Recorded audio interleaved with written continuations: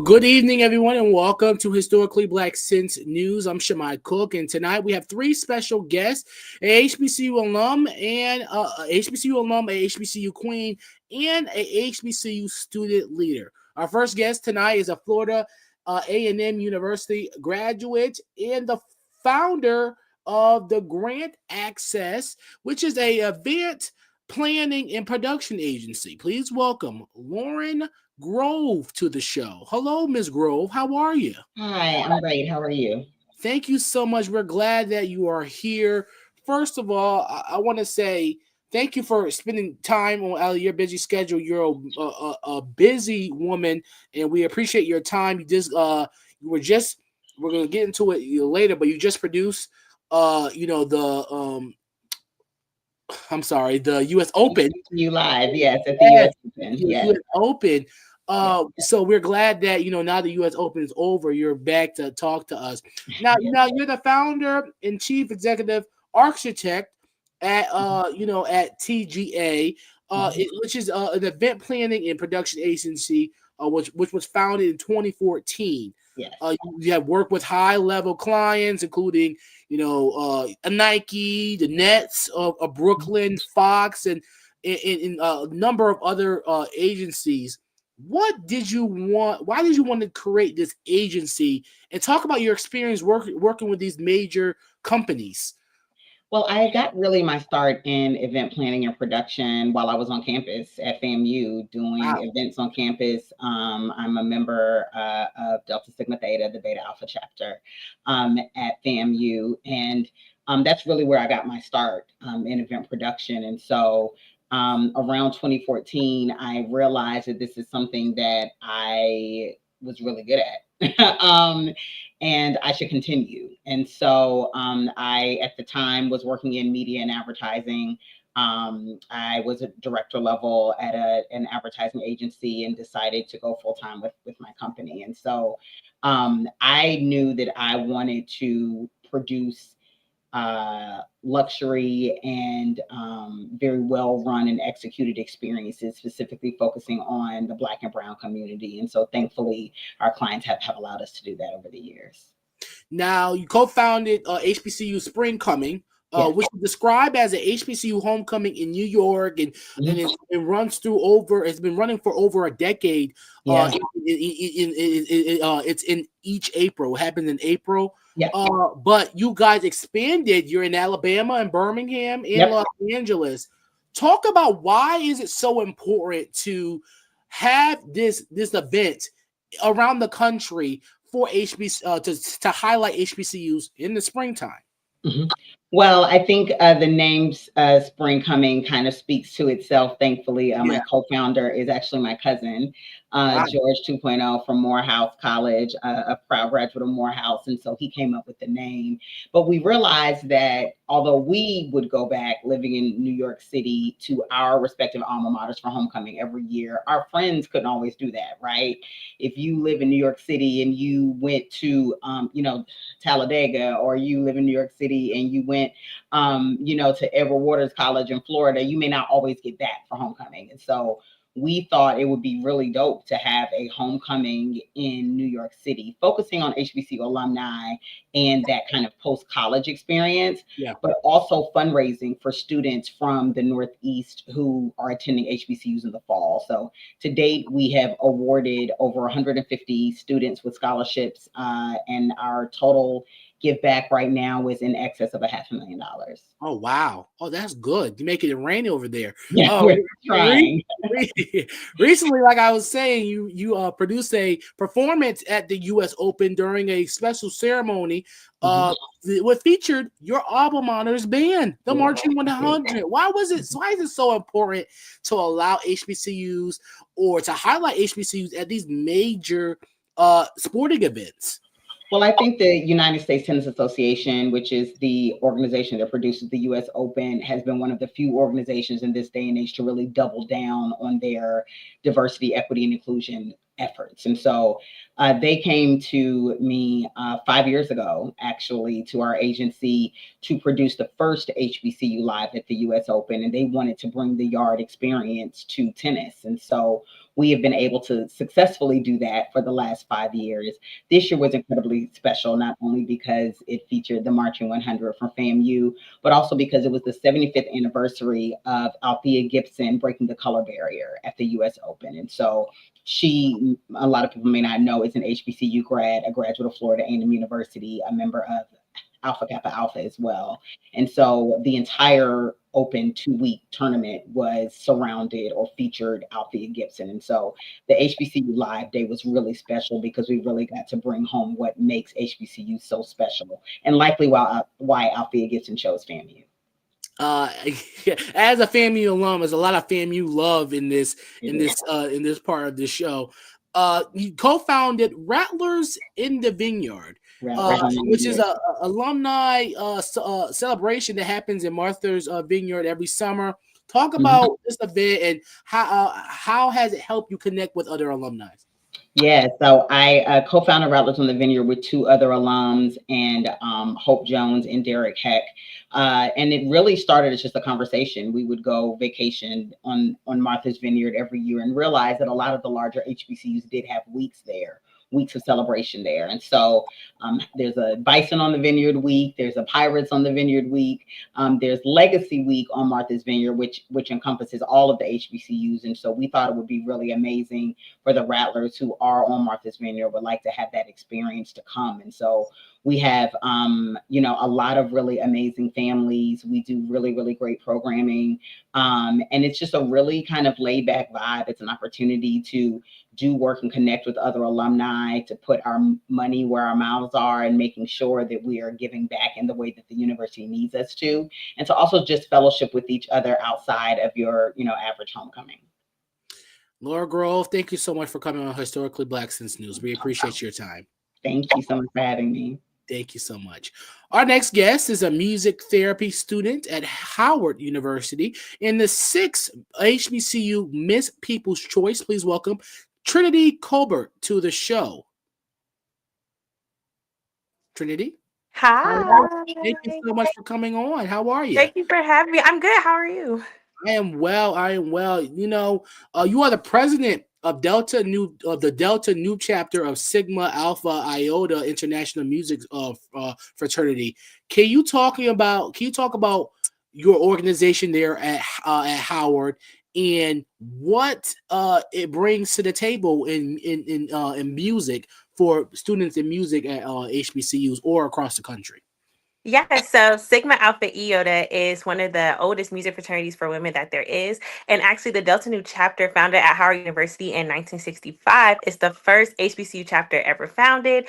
And, one of our founders is the Honorable Jessie Norman. So there's a lot of history, a lot of culture that comes behind being a lady of the Delta Nu chapter of Sigma Alpha Iota International Music Fraternity. What instrument do you play? So I'm a singer, but I play the piano and the guitar. Okay, good. Okay, so you were the only first year student in your music therapy program, which must have needed a significant courage and resilience. What advice you will give to others who find themselves to be the only one or the first one in their field and in the early experience, and what's way they can stand out? So I would tell somebody, do it scared. I was very scared coming in. I actually didn't know how to play the guitar when I came into my major. And it was a lot of learning, a lot of making mistakes. It's okay to make mistakes. It's okay to be the only person because you get to inspire other people from all over. Now my program has grown to almost 17 young women. So I'm so excited. And then I would also say, when I was a freshman, I ran for Miss Freshman at Howard University, and I ended up winning, being the only person in my major. I didn't have anybody to be in class with. I didn't have nobody to cheat off tests with. That's why I say all the time, don't cheat on y'all tests. Let's be great scholars. But also, it's just saying that I didn't have anybody to lean on. So I created my platform based off my experiences of imposter syndrome. And I ended up winning Miss Freshman at Howard my freshman year. So I would say, do it scared and just trust God in whatever you do, because God's going to get you there. Hey, props to you. That's really hard, especially at Howard. That's competition. So you must have stood out. Props to you. you are a brand ambassador for companies like Craig and Procter and Gamble, Fashion Nova, IKEA. What have you learned from working with these companies? Deadlines, deadlines, deadlines.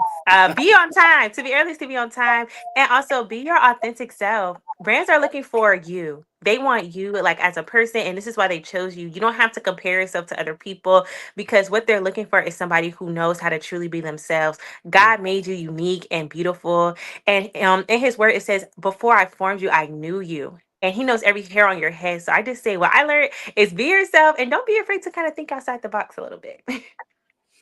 You were elected as the sixth. You wearing your crown very well at the sixth HBCU People's Choice back in May. Uh, Yes. what did it feel like to win? What are you doing planning while serving in this role? Ah, what did it feel like? I feel like God gave me the position. I feel super blessed and it was kind of surreal. I ran against 30 beautiful young women and just to be picked to represent all HBCUs, God really did his big one when he chose me, and I'm forever grateful for this opportunity. And in my role, I actually just came back from Clark Atlanta. I spoke on the sound of influence, how music moves leaders, and I kind of helped. It was a leadership conference that they had called Impactful Panthers, which was actually hosted by a former HBCU queen, Miss Wood. Shout out to her. And I talked about the impact of music and leadership. So definitely leadership development. October is coming up. That's Breast Cancer Month. My mom is a stage 2 and stage 4 breast cancer survivor. So I'm definitely going to be doing a lot with that, kind of giving back. And also a couple of music things, a couple of leadership development things. And of course, helping high schoolers come and go to HBCUs. That's my number one target is to uplift people and get our high schoolers to go to HBCUs. You have your entire life to be a minority. It's time for you to be the majority. Yeah, you described using music as a tool to heal, connect, and inspire others. Can you walk us through a specific moment where your music therapy skills has helped your leadership role? Yes, definitely. So I actually am a part of the Howard University Alternative Spring Break program, the largest community service program in the world, where we send over 1,000 students, actually 1,500 students all over America, just to give back. And I actually planned a trip to New Jersey last year. And one of the things I did, I didn't know these students. We were all Howard University students, and I split them up in groups. And I gave them each a part of a song to sing, but what they didn't know is when they came together, it all made sense and it all sounded beautiful and it created harmony. So harmony equals collaboration. And we did a little bit of call and response, which is also effective communication. You cannot be a great leader without communicating effectively to the people that you're leading. Yeah. And so when I did the exercise, they was like, oh my gosh, I did not know that when we all come together, that we can create such a beautiful thing. And that's what leadership is, people coming together to create something beautiful. So that's one of the ways music can impact leadership. Thank you so much, Trinity Colbert, for coming on Historically Black Sense. Best of luck to you. Have a great year. Thank Thank you. you You so much. too. Thank you. Yesterday, controversial comedian Charleston White was forced to leave by students at Tougaloo College, excuse me, in Jackson, Mississippi, after making remarks during a campus forum called Chat a Chew Co-op that sparked outrage. Viral video footage showed White had heated exchanges with students about race, during which he stated expletive racism. I don't believe in racism, end quote. And quote, I don't give a expletive about no HBCUs. While on campus of the historically black college known as the cradle of the civil rights movement, White later explained on his YouTube channel that he was invited to speak at what he thought was a single school forum, but found himself debating someone he called, quote, Dr. Scholar. According to a statement issued by the university's president, Dr. Donzel Lee, the event was not supposed to happen and was denied for approval on September 6th. Students and student leaders like Jadarin Woodward were at the event and are upset and are voicing their concerns. Jadaran joins me now. Hello, how are you, Mr. Woodward? I can't hear you. We can't hear you. Are you muted? Can you hear Yeah, me we hear now? you now. Yes, how are you? I'm doing good. How about you? I am well. Can you talk about how are students at Tougaloo responding and reacting to Charles and White's comments yesterday? Thank you. My name is Jadarian Woodard. I'm a student leader here at the illustrious and prestigious Tougaloo College. Thank you for the question. The way that you asked how are students reacting, Correct.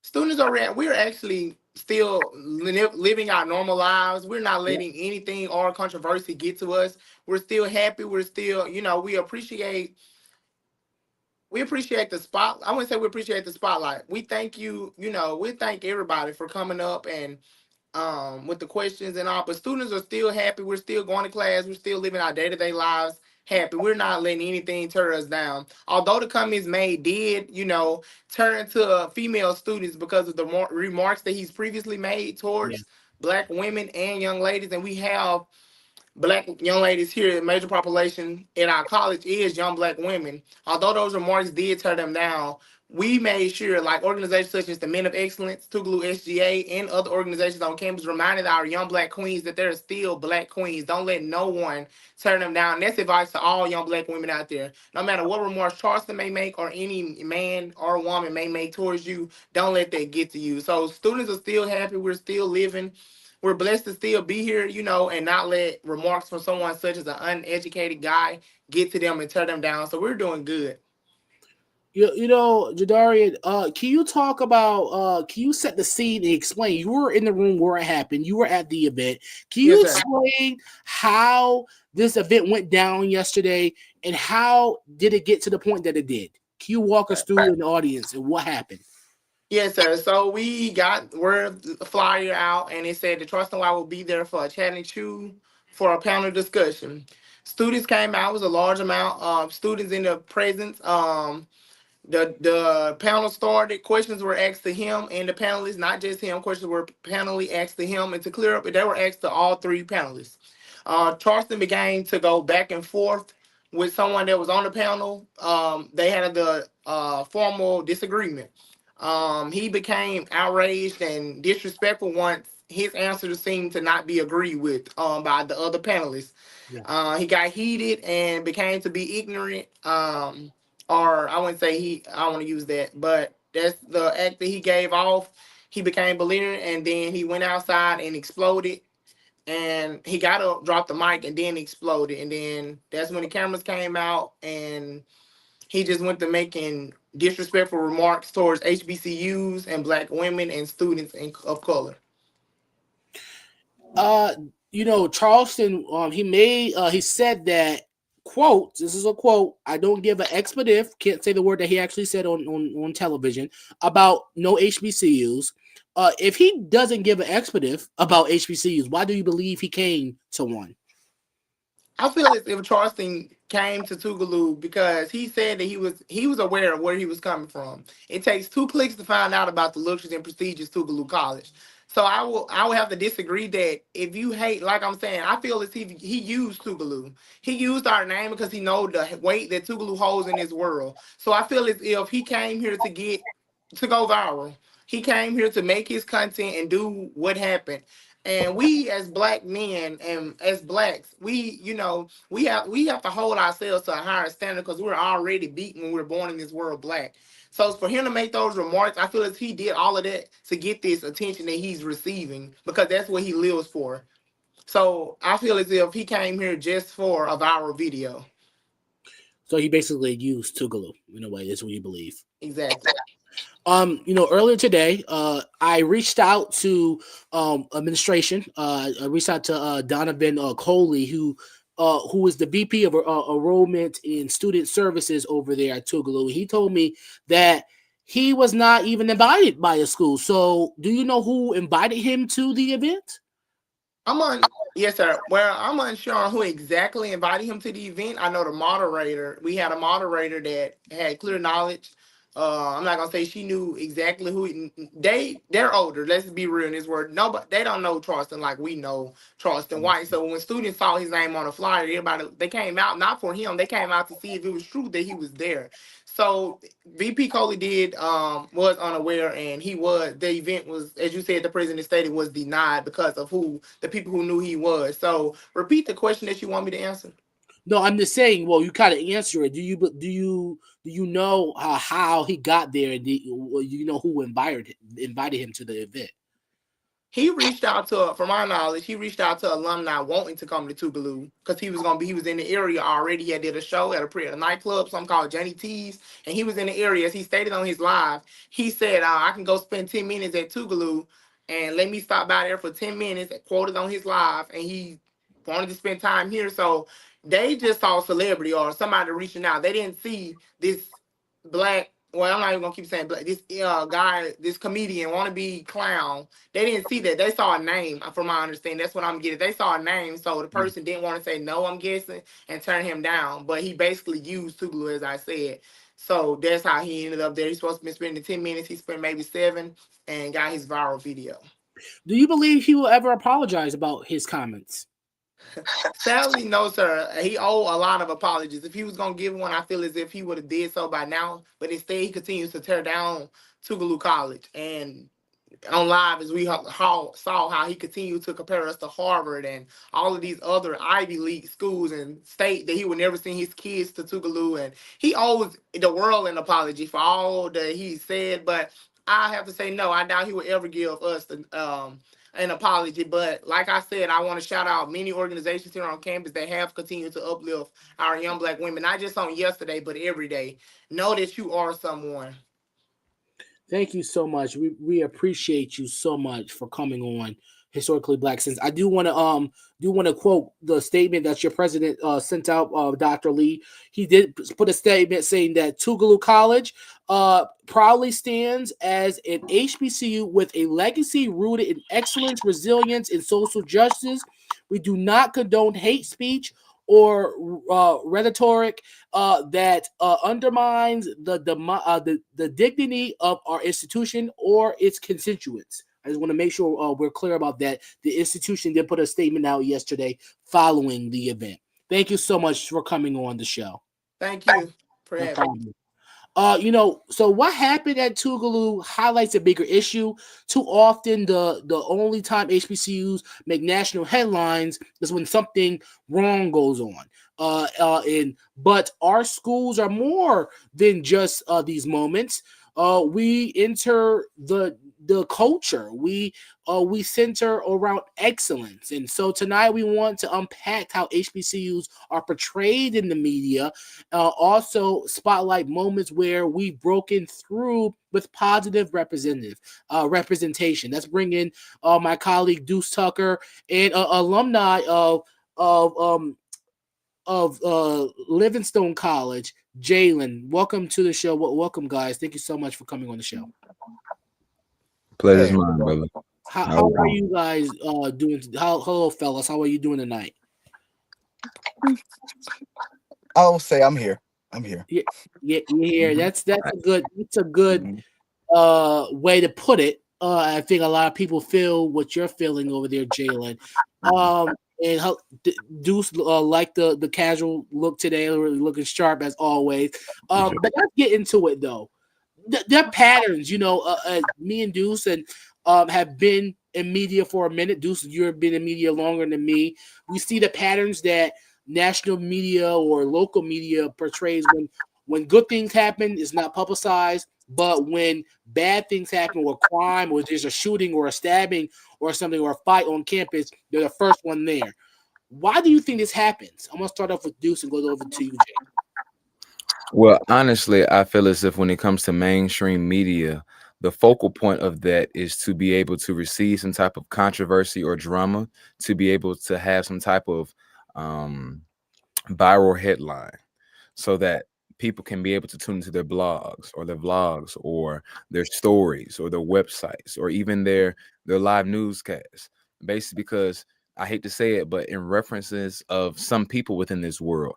A lot of times, a lot of negativity brings in more eyes than positivity, which is something that needs to be changed.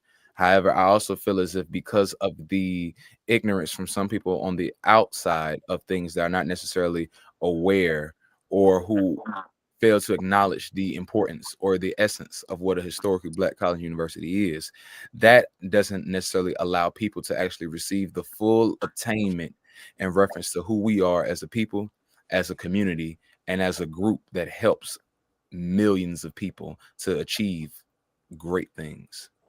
Jalen, you're a Livingstone College. We're in the CIAA together, so we go. I go to Fayetteville State, so we are going to smaller HBCUs compared to FAMU as where Deuces go. Can you talk about to your experience, especially in North Carolina, where it's a really big red state, really big country state? Can you talk about how your perspective from the media? How does that affect the highlighting of your institution?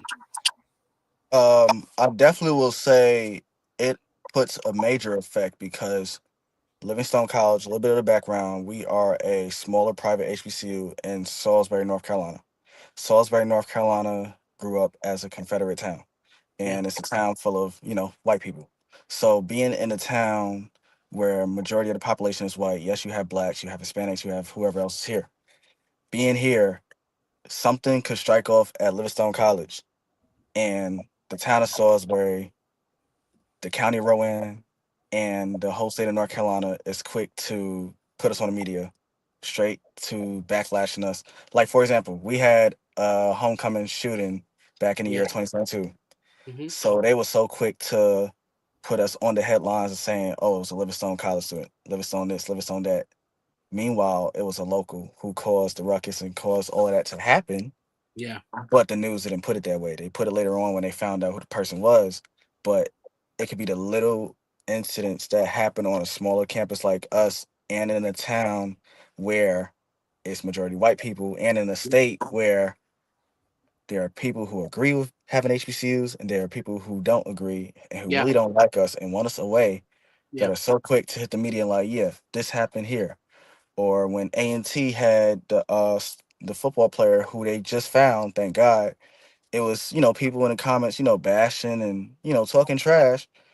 But you have those people who are quick to like down us and like, yeah, Yeah. this is the reason why we should have them here. This is the reason why this, that, the third. Like, it's so many different things that are happening. But being in the state of North Carolina, it's like it varies. And I feel like, it's sometimes they play in our faces for real. Like, don't sit here and be at our events. We invite you to the events. Come here, you speak a good word or whatever it is scripted as a governor or mayor or somebody else. But you really don't like us for the most part, or you stand with what the president of the United States stands on with not really giving the HBCUs or, associating with us at all. And that's just how I feel about it. And I'm speaking as far as a former king of Livingstone College who's been working with the city of Salisbury, who's worked with the mayor, RP to her, who's worked with so many people in Charlotte, who's worked with NAACP in Salisbury. I've seen it all. So, yeah. Yeah, there even with your alma mater, Jalen, it was recently a student that's from Florida but goes to Livingstone was facing injustice or by a police officer, all that jazz, and people were trying to spin the narrative how he was being defiant. So we see the pattern on how HBCU students are treated, but also how the institution is treated in the media. I want to go switch over to the Gap. Positive stories, STEM achievements, and marching bands, alumni success. Can you talk about what are ways do you think the narrative can be changed? Ooh, that's a good question. Narratives meaning what? Elaborate on that. So what I mean by narrative is the narrative in the media is basically, it's always about bad stuff. What do you think, platforms like what we're on right now, Historically Black Since News, but how are ways that we could change our own narrative to make sure that our stories are told positively, and also make sure that they're accurate and make sure that people are telling the right information. Because sometimes, like you just said, there's information out there. Oh, there was a shooting about ANC, but it was a guy. I mean, at Livingstone, but it was a local. Right. How can you change that narrative? How do you think people could change the narrative? Do you think it's a school thing? Or do you think this thing is the media thing? I feel like it's gonna be, I'm gonna say it's gonna be 50-50 for both sides. Lately, within the past, year and a half, some change, we have been getting anonymous donations from somebody who's in Salisbury.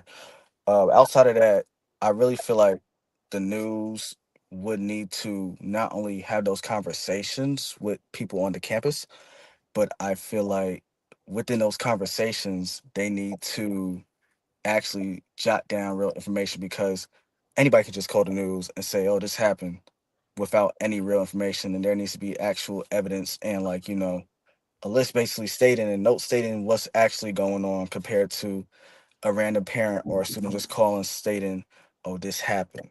Yeah. There needs to be conversations with the school itself, SGA, Royal Court, media, PR, things like that. Basically, just about media presence, because you know, for somebody who works for my alma mater, it's times where we have people who work with us that may not always agree with what the president has going on, that may not agree with what students are doing. And some people could be shady behind the back. Not throwing Yeah. names out there, anything like that, but people can be shady behind the back. They can go to the news and say this happened, and then boom. Now the president or whoever else is asking, all right, who said this, who said that, or please don't do this. So I feel like it needs to be actual conversations with people, and how, if a news person does approach you about what's going on campus, how to properly have that conversation, not to bash the institution, not to bash your students, not to bash your president, who's doing everything he can while our president is fighting what he's fighting, his health issues. Yeah. With just any school, we need to actually be one, not be separate from each other, because one separate person can mess up the whole team itself, can mess up the whole school. And being somewhere where things are going well, things Mhm. could drop down just like that, just by one thing. So Deuce, what's your take, Deuce? I know this powerful quote is referenced as change whispers before it roars. mm, And what I mean by that, that means that every single day, no matter if it was the civil rights movement or an athlete trying to pursue his goals or an individual trying to receive a college degree, Yeah. it takes step by step, no matter how long. It could take 4 years, it couldn't take 300 years, in references of changes within American economies. Mhm. We have to be able, as individuals and as young people, to be able to position ourselves, to put ourselves within the stages of ways in which we can be able to control our own narrative. Now, people on the outsides or individuals who have their own thoughts, sometimes ignorance is bliss. You're not Mm. going to be able to change the way that every single person thinks. But as long as you're able to actually contribute in a way that you know is beneficial and powerful to the whole mass of individuals throughout the United States and throughout the world, there's only so much you can do. If you think about it, some of the most powerful individuals within in the United States of America were HBCU grads. Yeah. We had yeah, mayors. The vice president was literally a historically black college and university grad, and they still think of us as nothing. However, that kind of goes with any type of circumstance that you refer to within this world. So therefore, you have to think greatly about yourself before you worry about what others do as well. You know, Deuce, your alma mater, FAMU, is Mhm. going through a change. We did a story about this last week Right. about the president. But that's the difference between, we see the change in public HBCUs compared to private HBCUs. Like you, Jalen, you go to Mhm. Livingston, which is a private HBCU. How do you believe the narrative or things can change when it comes to the politics behind institutions at HBCUs? Oh yeah, definitely, man. A lot of things can change, especially, as you can see when it's a public and private institution. Yeah, However, I feel as if as people, as actual human beings, we're seeing things change, but we're not necessarily on the reason why they're changing. We can feel as if they're for the good or for the bad. But one person who knows and who always going to know is God. However, we have to see how that stage unravels. This could be a certain circumstance or story to bring people together. This could be a certain way for everyone else to be able to remain more knowledgeable about what goes on within our institutions and our universities. This could influence alumni to contribute more to the benefits of the current student body as we see fit. We do not know why things happen the way that they happen. However, thunder and rain always becomes before the sun. So therefore, we always have to understand that we need to progress before we get upset that things around us are either alternating or changing for the worse, the better. It doesn't matter. We need to make that change within ourselves in order for us to be able to pour into our institutions so that we can continue to elevate and evolve the same way our four founders did as well. Do you guys believe? I'm gonna start with Jalen. This question: do you guys think that mainstream media understands the value of HBCUs beyond controversy? I don't really think so. I don't think so. I'm gonna be honest. I do not think they understand. I really feel like, with this conversation, with everything else going on, I feel like they just hear what they hear, whatever is sent to them, they go based off of that. They put it out there in the media, but I really feel like they don't understand us for real. They don't know our values. They don't know the real history, the reason why our students fight so hard and why we go so hard as students and as an alum, why we go so hard for our HBCUs. I really feel like that's just how I feel personally. They don't understand us for real. And that's just how I see it. Deuce used to work for a major company, ABC News, worked Yeah. for GMA. Talk about, do you believe, from your perspective, from working in the big newsroom, can you talk about, do you believe that HBCUs can get more highlight and more publicity beyond controversy from your perspective? Definitely, absolutely.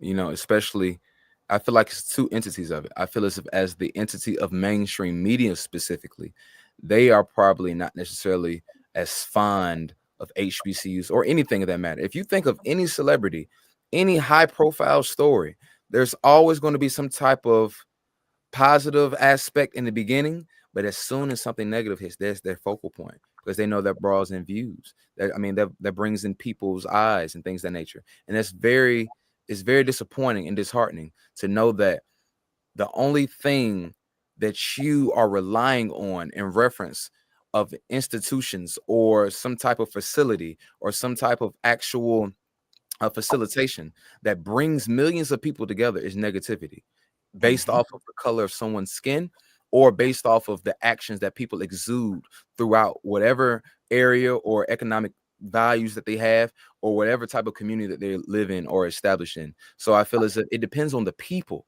specifically, not necessarily the entity, because the business is just like a video game or just Yeah. a game. I feel like a game is of life. A Yeah. game is going to stay the same, but the players change. Therefore, if you have individuals within those high hierarchies or people who are in those high seats are able to make these rules and actually able to create trailblaze for different type of entities or students or Yeah. communities or HBCUs, that is where you make the change. We have to be the individuals to get there, and we also have to be able to influence the people who are on their way there so that we can be able to prepare when we get there. More of the story, Jalen. Hmm. What's the more of the story? What you mean? Explain. What's the more of the story of this of the topic? What's the more of the story based on our conversation? Uh, how should I put this? Because I was just thinking about what happened yesterday and to what's going on now. What I really feel like, and I'm just gonna be honest and be blunt honest with you with moral story and outside of it, I feel like us as HBCUs, we have to do better. Um, what I mean by that, as far as bringing people onto our campus, putting ourselves out there to the world, we have to do better with what we have because, like I said, one little thing could put us in the back burner, could mess us up. Well, as far as yesterday, what we seen, yeah, like dude said beforehand, he know who brought Charleston White here, but also we gotta understand, we gotta do research, we gotta know what we're getting ourselves into, because like I'm gonna keep saying, one little thing could mess us up and could tear us down for like a few Yeah. months, few weeks, a few years. So I really feel like we not only have to do research, but like I said, those conversations, those meetings, we have to go through all of that. We have to go through that process so that we could still be on good standing ground. So it don't be a negative thing, like Deuce said, one negative, like, so many different negative narratives that brings the world out. TikTok, Instagram, Facebook, Yeah. so many other platforms that happen just based off of what's going on. And yeah, sometimes we don't know what the person is going to say when they get here, but that's when I say research, like fully deep down. Like for those that's watching, we know who Charleston White is. We know what he's done, what he said, how he feels, being somebody like you said yesterday, my PWI, like, okay, yeah, you went to a PWI in Texas. They may care about you, they probably won't because you was just a number like the rest of the students. But gotta understand, like somebody like that is not HBCU worthy. You gotta really do research on who's good enough to come to your campus to bring positivity and not somebody who's going to come and just slander everybody and walk out on a debate. And then it's like, yeah, forget your school and forget HBCU students because you're talking to educated students and students who are looking to go out into the real world and Yeah. do phenomenal, great things. Yeah, you had, like he said, the students were there just to see if he really was going to come. But say for instance, and I hope God forbid this is not it. Say for instance, a student looked up to Charles White. Yeah, he see this key comedian, all that stuff. But say somebody looked up to you, and you doing this. Now you just tore that person's whole day and whole narrative about you. Now he's like, okay, I don't have a role model anymore. You're not my role model. I just don't rock with you, just based off how you presented yourself at a HBCU. That's totally not okay, and that's just how I felt ever since this morning when I woke up and alums from my school were sending it to me. And as an alum on my point, I was texting other alums. I was like, look, we would not accept this at Livingstone College. I know any other HBCU wouldn't accept it because at Livingstone, we do our research. We're going to make sure It's we a know betting who we're process. probably going to get. We're going to dig deep into it. And I spoke to media today. I was like, I see why you guys like have to go through proper channels before you just get anybody. Because we could just say, oh, I want this artist for homecoming. We got to see what this artist is going to display because not only does our president like, yeah, I want the best for the students and alums and stuff like that, but we're also a Amy Zion school. So we want to make sure the church people are not getting on us, the community people, like so many different things. But to sum it up, we have to do better. We have to do better as research. We have to do better as people we bring onto our campus because as you can see from yesterday, that just went across the world and people are like, yeah, fire the person who did this. Tougaloo College, you guys are dead wrong. Just had so many different things and comments I've seen all day, and it's like, Yeah. yeah, this does They don't know not the full story. this A lot of yeah, people don't this even know needs to the not full happen anymore at any other HBCU because you, the media, the story. Yeah. media is gonna put everything on there. So yeah. No, no. Deuce, what's your moral of the story before we go? So first, I want to acknowledge everyone here just proved my point. We're referring to not necessarily bringing people such as Charleston White on our campus. However, and as he said, Jalen said previously, people are aware of who Charleston White is. And the reason why they're aware of him is because they continuously give him the attention that he wants and desires. Now, Charleston White is a controversial figure. Some things I do understand. However, some things is just totally belligerent to anybody that he's speaking to. Therefore, it's imperative for us to be able to do our research. However, also be able to do that work within ourselves to know that we need to be able to receive prominent and confidential content within ourselves, or that people produce and publish, so that we can be able to receive that and push for positivity in the world. HBCUs are for us, by us, but it's for the world to know who we are, what we do, and why we are here. Right. Thank you guys so much. Thank you so much for coming on. Jalen Robinson, Livingstone College alum. Thank you so much for taking time of your busy schedule, coming to speak with us. Thank you for the great conversation.